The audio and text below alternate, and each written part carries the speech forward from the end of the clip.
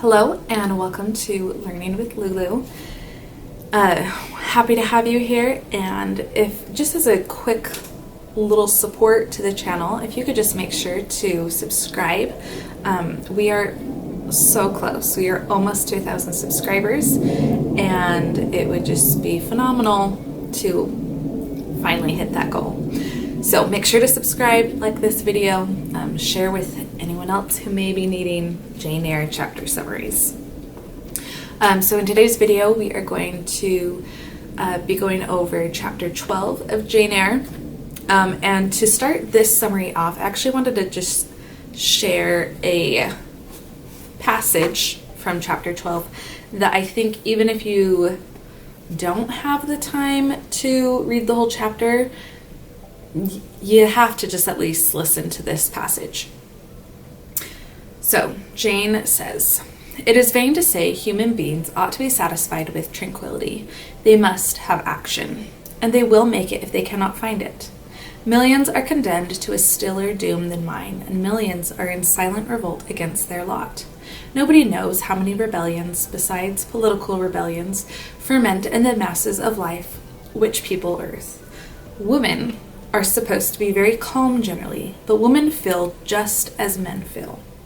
They need exercise for their faculties, and a field for their efforts, as much as their brothers do. They suffer from too rigid a restraint, too absolute a stagnation, precisely as men would suffer, and it is narrow-minded in their more privileged fellow creatures to say that they ought to confine themselves to making puddings and knitting stockings, to playing on the piano and embroidering bags. It is thoughtless to condemn them or laugh at them if they seek to do more or learn more than custom has pronounced necessary for their sex." So, love that passage. So important, so applicable still today, which is very sad because Charlotte Bronte is not of our same generation. I will say, there's no problem with liking making puddings or knitting or playing the piano and embroidering. I love literally doing all of those things, but I also love being able to exercise my body and exercise my intelligence. I love doing domestic things, but I also love anything that every other human might enjoy. So that is that lovely passage from chapter 12. As far as just a quick summary of the chapter, Jane is enjoying her life at Thornfield. It's very comfortable. It's pleasant. Adele is just a cute little student. She's very excited and energetic and just full of life. She does come across at times as perhaps a bit spoiled, but Jane doesn't judge her for that at all. She is very compassionate and loving towards Adele. Jane is frequently finding herself a little bit stir crazy, a little bit antsy. She passes her time by walking through the passageways at Thornfield. She one night is watching outside, and she thinks of this kind of scary story that Bessie told her when she was little. And essentially it's just this spirit that can disguise itself as an animal, as a beast, and it frightens belated travelers. Travelers, belated meaning not arriving when they said they would, or tardy, essentially. And as she's thinking that, a dog appears, and she just kind of has this weird moment where she was just thinking about this spirit that often appears as beast, and then she sees the dog and it's nighttime. As we can tell from the story, Jane Eyre is written in a somewhat romantic manner, in the sense that commonplace things and events and feelings are heightened and made to be a little bit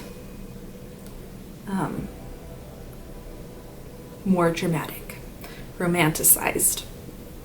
But anyway, the moment passes.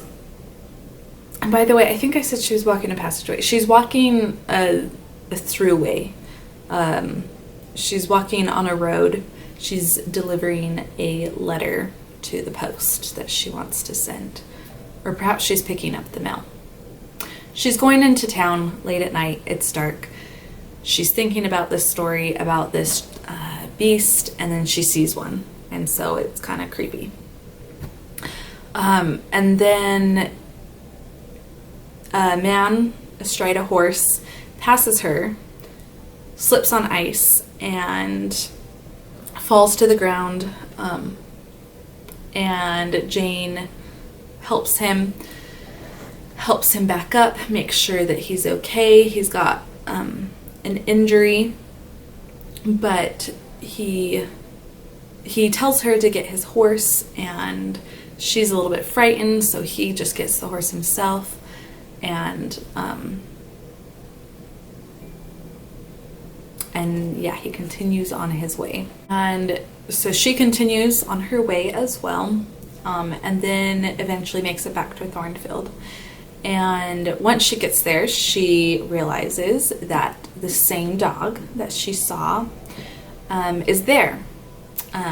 And Pilot is the dog's name. That's the name she heard his master call on the road. And he is there now, just resting on a rug by a hearth. And the dog, we find out, belongs to a Mr. Rochester. And he has just returned home. He has an injury on his leg. I'm pretty sure it's just like a sprained ankle. He didn't break a bone because he fell from his horse. So she finds that out upon returning, sees the dog, and realizes that this man that she encountered is actually her employer. So that is chapter 12 of Jane Eyre. So make sure to subscribe to this channel and keep coming back for more English language arts content. Thanks for watching.